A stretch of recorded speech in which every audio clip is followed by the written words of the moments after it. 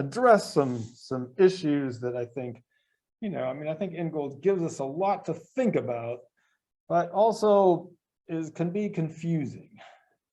And so on the one hand, I believe that what Ingold is saying, and this will come out later on, is that the idea that everyone has a culture or everyone has cultural constructs is false. Nobody has these. And that's sort of, in every case, is a product of our imagination, which we then implant into the heads of people. So it doesn't matter if you're Western, non-Western, modern, non-modern, European, anything. Nobody has this sort of complete cultural rules and representations all up in their head and then are guided by them. So I think that's what his main message is, and that's why it kind of you can see it more clearly, perhaps, in other examples and in ethnographic examples as a way of critiquing our own ideas about these things. But sometimes I will admit that, and I can't tell if it's an artifact of his writing or an artifact of me not being able to grasp this for myself. And sometimes he does seem to be saying that, oh, well, yeah, we have different worldviews or cosmologies or points of view, or what we might call cultural constructs, and they don't, which, you don't want to, I think I might have done that myself when I said, well, we could compare the Western or US conception, cultural construct of nature with the Japanese cultural construct of nature. And I think what Ingold would say is that neither one really has a cultural construct of nature in this sort of elaborate schema which motivates our action.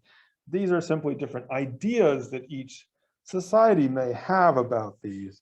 But like I said, sometimes it seems like he's saying the hunter-gatherers or other people don't have that.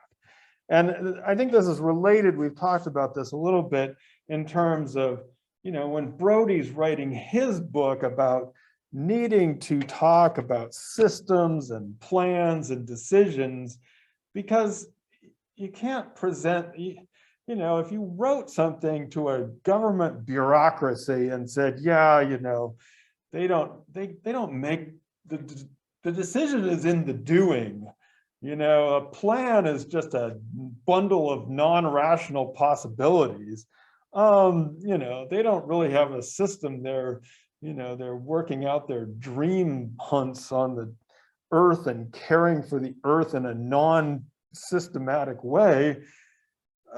People would get upset, I guess. It would be, so, I think Ingold has a little bit more freedom here. Ingold is simply writing a book to us, the academics. He's not trying to make a political argument about land rights or how different people are rational. He's really not participating in that. So, I think it's the overarching point that none of us really have this, are motivated by the culture construct idea is important, but you always have to be careful with throwing such words around. But I think what he's criticizing again is this idea counterpose. So remember, the West believed that only they had culture and other societies didn't. Anthropology comes in and say, no, we all have culture. And Ingold is saying, well, yes, but that only reinforces a very Western idea of what culture and we'll get to other things like language and art are. So that's one of the ways I think that, it can get muddy. Like I said, I don't know sometimes if it's an artifact of Ingold's writing or if it's more that it's hard to figure out what he's saying. There's something else that I want to talk about, which is, I think that in these chapters and throughout Ingold, there is always this risk of romanticizing the peoples that are outside the West. And he's brought up a term here, about dwelling, or we might just, in that whole part where he was saying, what was that? People play their part.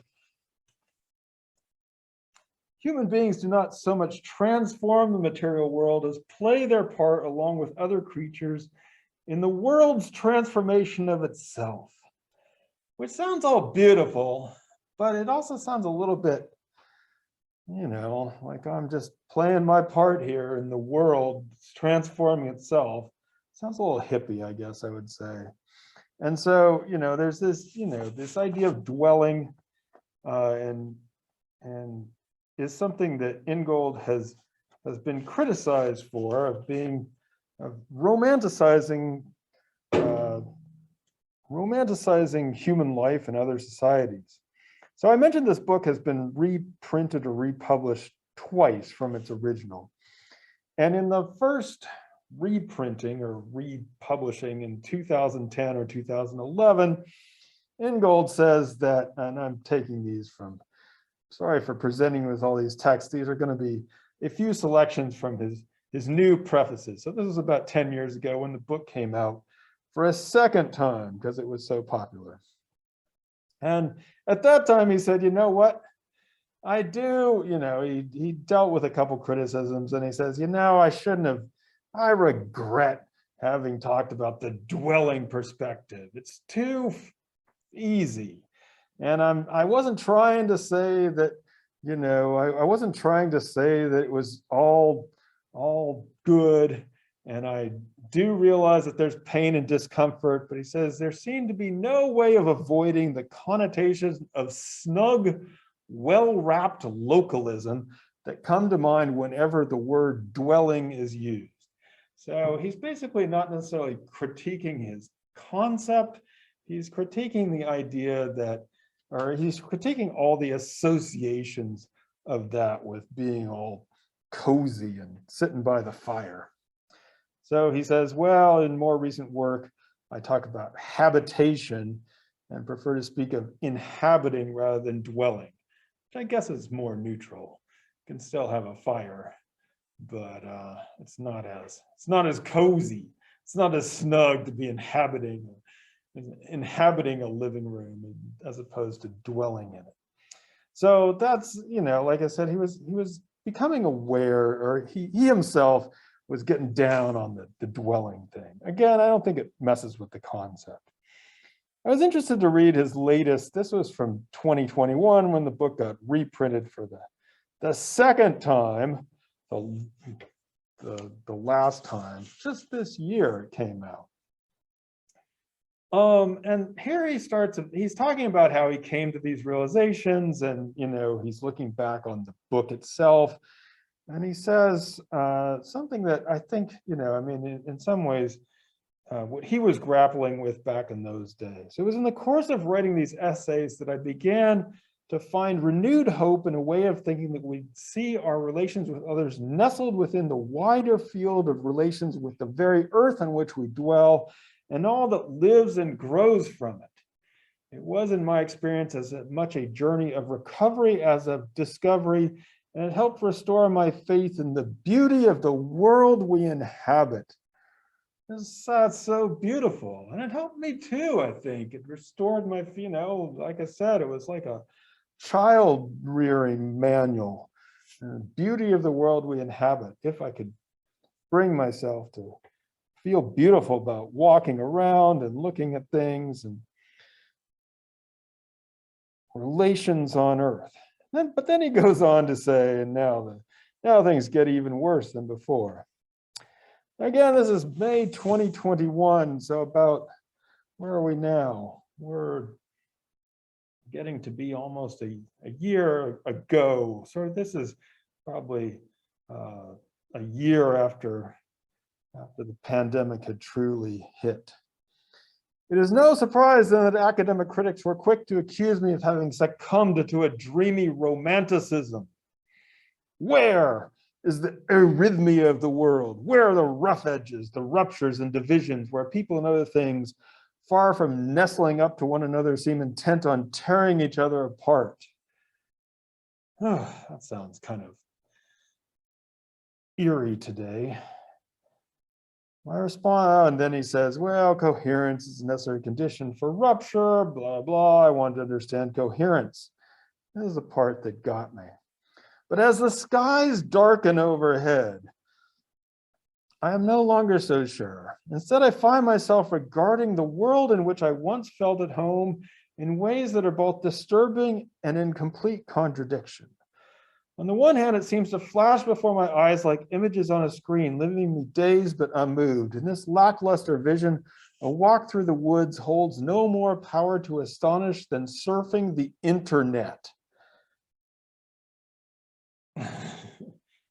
Oh my gosh, for Ingold to say that is some intense stuff, man. If he is getting just as much astonishment from surfing the internet than is walking in the woods, we're in a terrible place. That is some harsh words. I can't even imagine. Probably would allow me to do PowerPoint then. On the other hand, I see a world utterly indifferent to humans and without the slightest care for their well-being. It's becoming difficult or even impossible to figure out how I or my fellow human beings can probably belong to it. Blah, blah. It's patently on show.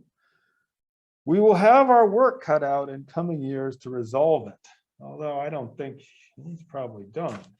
So I guess what I'm getting back to is, there was this, like I said, there was this always this risk of romanticizing, both in the terminology that was used and in the intent of the book. And I think it has, I guess I'm not necessarily a down on romanticizing person. I think you kind of need that to live. You need to be able to walk in the woods as much as surf the internet. You should be able to do both. But it is, it's something that we might think about. A couple of things I think that bother me about the book, perhaps even more than the romanticizing, is how in his ethnographic examples and in the kind of especially when it comes to hunter-gatherers, but I think in this chapter it really hits me hard, is that there's a separation still between us, the Europeans, the Western, and them, rather than discussing all the ways in which we've been interconnected and produced each other. And I especially think about this in terms of, it's interesting, those 4 ethnographic examples. As I mentioned, the last one is from a place that was very close to the place where I did my field work in Colombia. And Ingold categorizes that as a he just lumps it into the non-Western approaches, which is, on the one hand, totally insane in the sense that this area of Colombia admittedly has been used by some anthropologists as an example of these ideas of people who are fighting capitalism or pre-capitalist or outside of the West. But at least in my experience, that was a completely false dichotomy. I'm very much instead agree with Brody's perspective that people were very much enmeshed in a monetary capitalist system, in part sometimes to feed into their farming and traditional practices, but they did not see it as some sort of alien capitalist world that was confronting them at all. And so on the one hand, Ingold lumps them into the indigenous or non-Western societies. On the other hand, his example is by these two ethnographies, Stephen Gudeman, who we've seen before, and Alberto Rivera, whose book was called Conversations in Colombia. And what's weird about Gudeman is he lumps them in with the physiocrats. So we have these peasant farmers in Boyacá, Colombia, who are somehow echoing the thoughts of French physiocrats in the 19th century, who then are who, according to Gudeman, then that goes back to some sort of old European medieval notion of the It's crazy. I guess both sides are nuts to me. And so, for me, what's more important is how much these two worlds, or more than one worlds, have been overlapping and interconnected and producing each other from the beginning. And this brings up, a point that Willa talked about in the last class, and I completely agree with this, is there's in general, I think, a political naiveté, or it's politically naive in the way that Ingold talks about certain of these terms. And in the last class, he was comparing herding and the idea of dominating non-human animals with human slavery. And he goes on and on about how, actual pastoralists don't see any difference between the two, any real difference between the two. But I think, realistically, when we in the United States hear about slavery, I think what most comes to mind is the plantation slavery of the Americas, which brought us all kinds of things. And so, I think what Ingold is talking about, although he does not make it clear, is sort of ancient slavery and not the plantation slavery that was put in the Americas. Because although he claims that the pastoralists, rightly, pastoralists back in the day and horticulturalists back in the day were not taking the first steps to modernity, I think anthropologists and historians quite rightly could argue that it is plantation slavery in the Americas, and maybe we should also include the slavery, the slavery that led to the production of silver in the mines of Potosi and in other parts of the New World, but certainly the enslavement of Africans on an industrial scale and the production of sugar, again, on an enormous industrial scale, so that something is not just being grown from the earth, it is then being, as Sidney Mintz has argued, basically factory produced and made into this other substance. That really is the road to modernity. That is the way in which the modern capitalist economy became. And it's a world in which, what was that thing about people playing a part in the transformation of itself? It's the time in which people stop thinking themselves as playing a part in the transformation of the world, playing a world's transformation of itself, and really thought about creating a whole different world. And in some ways kind of did, maybe not the world that they thought they were creating, but it certainly produced, both in the Americas and across the world, it actually did produce or begin to produce a very new world. And like I said, I went back to that Bacon quote, and from Francis Bacon, that utopia thing, and I started wondering, I mean, it's a pretty old, pretty old utopian vision, 1624, the utopian vision of the New Atlantis, where they have this island and they're creating all these beautiful things by art and making things bigger and smaller and making them more fruitful and all these things. And so I looked up, well, where was Bacon? What was he thinking? And it turns out, as according to my favorite source, Wikipedia, the novel depicts a mythical island, Bensalem, which is discovered by the crew of a European ship after they are lost in the Pacific Ocean somewhere west of Peru, which is kind of crazy when you think about it. I mean, it's crazy that back in 1624, they're already thinking about Peru. I mean, when did we become a country?